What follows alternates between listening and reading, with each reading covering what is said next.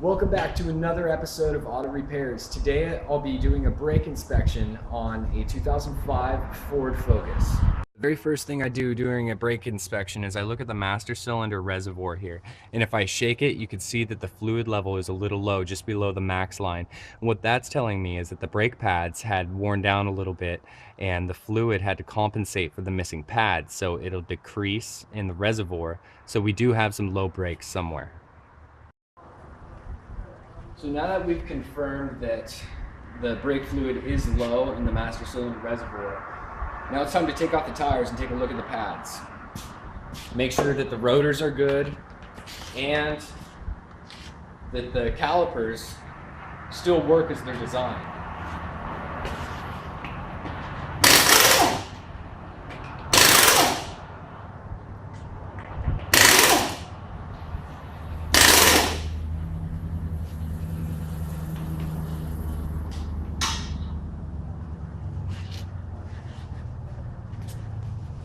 So now we're looking at our brake rotor, our brake caliper, and the pads.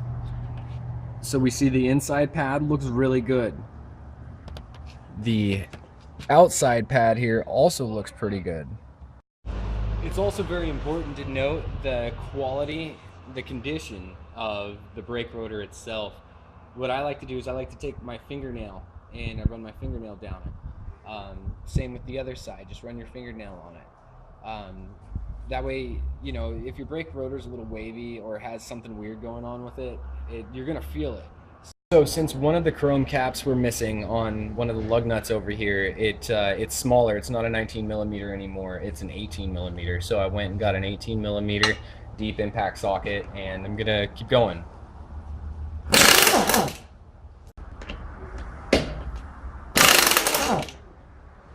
Yeah.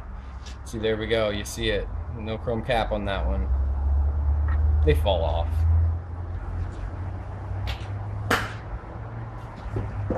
All right.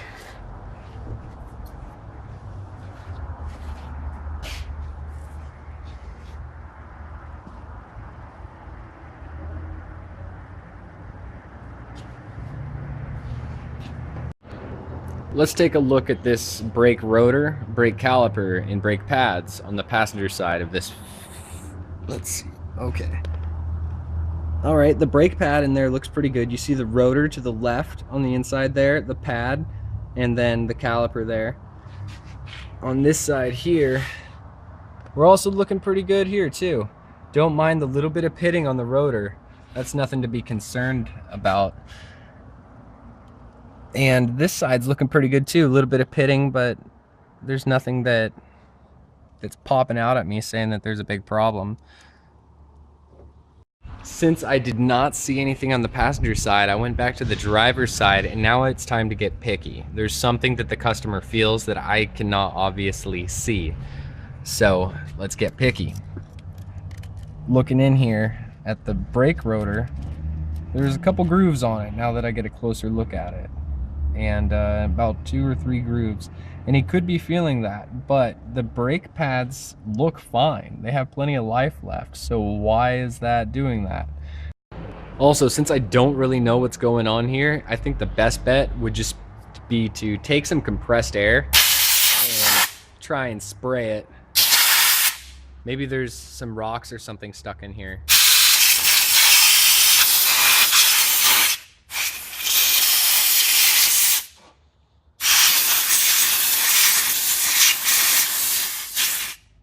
A chunk of something just fell out, so that could have been it.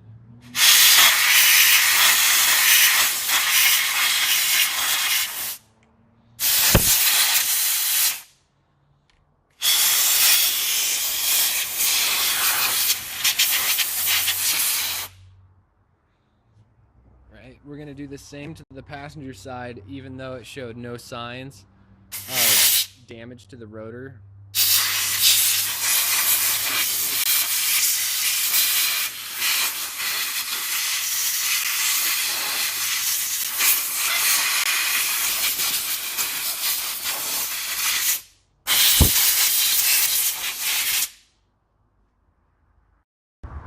And the last thing I'm going to do before I put the tires back on is I'm going to inspect the brake line or brake hoses themselves and make sure that there's nothing going on there. And, you know, if it's ripped or something, it's not leaking or anything as I mess with it.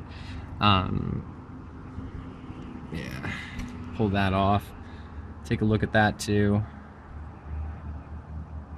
Yeah, it's dirty and it's a little wet, but it's not bad.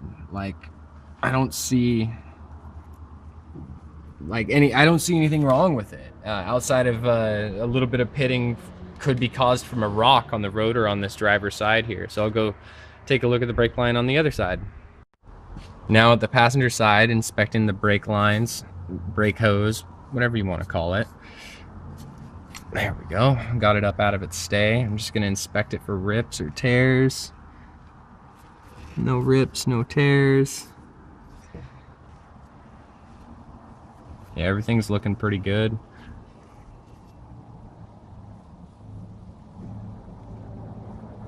All right, time to put the tires back on.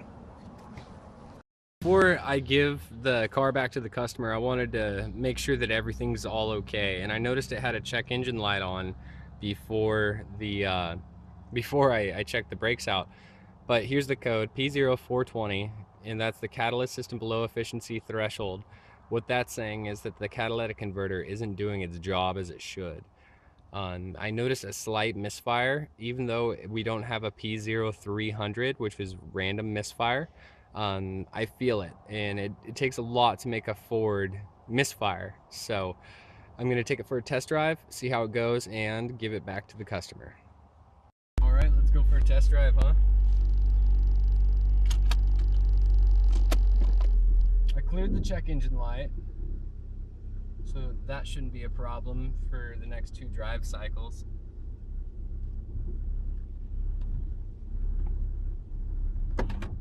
It wasn't really causing a problem anyway. It's just saying that the catalytic converter is not really doing its job.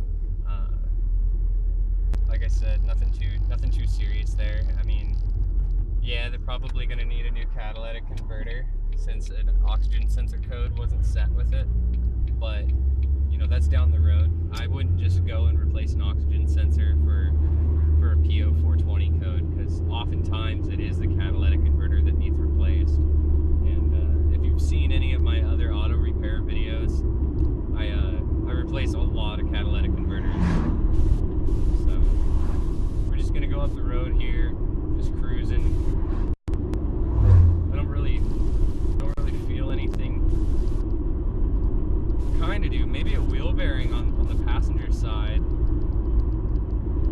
kind of has a bit of a howl to it, you know, nothing too serious, but it could just be the tires too. I'll know when I go to turn around up here. So here's his problem is, if I apply the brake, a slight vibration happens.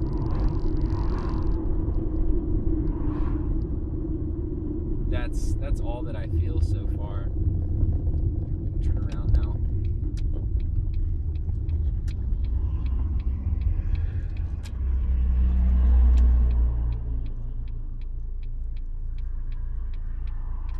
So what I think is going on is, I think that the brake rotor has those grooves in it, and now that you press the brake, oh, I got to go. Oh man! All right, now that you press the brake rotor has those grooves in it.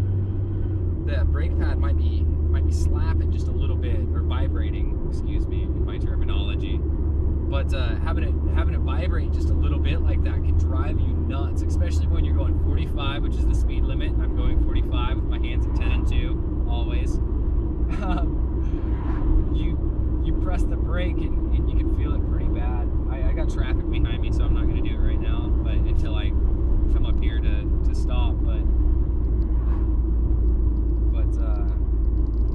my advice to fix this car would be to get new brake rotors, and I'd want to replace both of them. Just replace both of them. Sure, you could get them turned, but around replace them than it is to get them turned. And what I mean by turned is there's this like brake lathe that'll take a layer off and make them smooth again. But what happens if you have like a warped rotor or something like that? Same exact thing's gonna happen, man. Metal has memory, it never forgets. So it'll just warp right back to the way it was. You can argue that all day you want, you know, but it's still cheaper just to replace them. Argue that. Or don't. I don't like arguing. All right, well, that's it.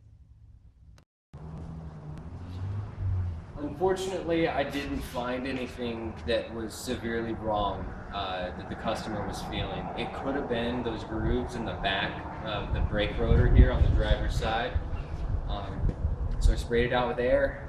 That's the best I can do right now. I checked for wheel bearing play. That's where you go with an up and down motion. Don't feel anything, you know, it's tight both sides. I checked for tie rod end. You know, that's your left and right. Trying to make it wiggle. Same with the other side, everything's tight, top notch, except for that brake rotor. I got nothing here. So thank you for watching.